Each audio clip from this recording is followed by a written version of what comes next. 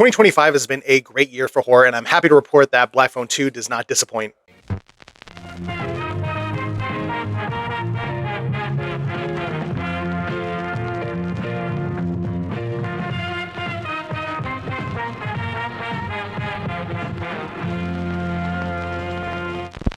The best way to describe the difference between these two movies is that the first film is a total crowd pleaser. Like, yes, it was very intense and creepy, but at the same time, it was the kind of film that really riled you up as Finney, the lead character, was learning more and preparing himself to fight back. It's the kind of film that has those stand up and cheer moments. The second film doesn't really have that, or at least not nearly as much. This is by far and away a more purely horror experience. It places a much greater emphasis on the supernatural elements of the first film. Many have already noted how it kind of evokes the likes of Nightmare on Elm Street, especially Dream Warriors.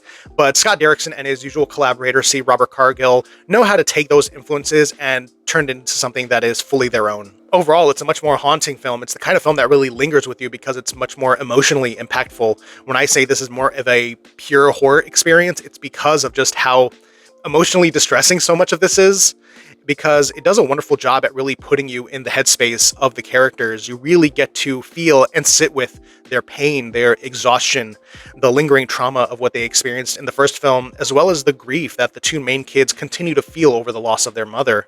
It really hits you on a more visceral level. Yes, Ethan Hawke is great. He's making a meal out of the scenery. Mason Thames is really strong as well. But I want to highlight the actress who plays Gwen, Madeline McGraw, I believe is her name, who I already thought stole the show with the first film. But her character being more front and center this time around really brings a really hard emotional punch that is just astounding to see coming from a young performer.